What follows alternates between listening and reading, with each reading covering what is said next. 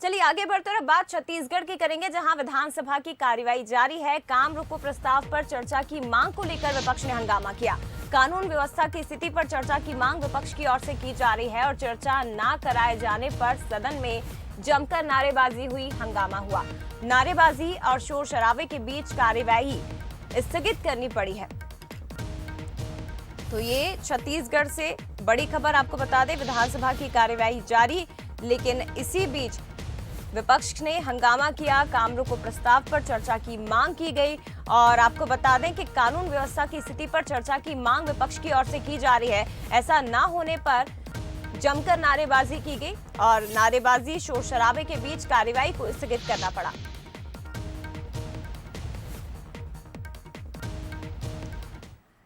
Executive editor Mohan Tiwari हमारे साथ live जुड़े हुए हैं, सीधे उनका रुख करते हैं। मोहन, क्या कुछ जानकारी आपके पास?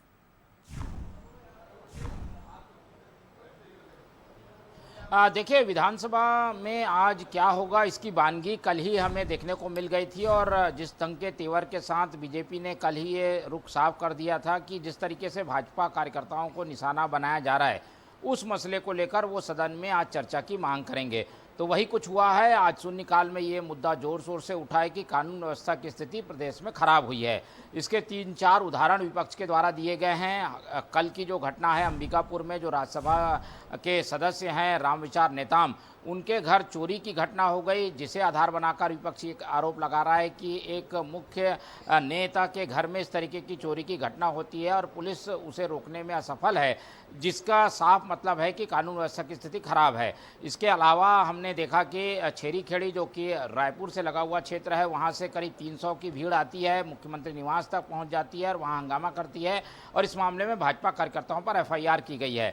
इसी तरीके से जगदलपुर में भी भाजपा कार्यकर्ताओं पर FIR हुई है, कवर्धा में भी हुई है। तो कई उदाहरणों को मिलाकर बीजेपी चाहती थी कि कानून व्यवस्था की स्थिति के मामले पर सारे काम रोक के चर्चा की जाए और इसको लेकर बीजेपी के अलग अलग सदस्यों ने अलग अलग तर्क दिए, बताने की कोशिश की कि कानून व्यवस्था की स्थिति किस ढंग से खराब है।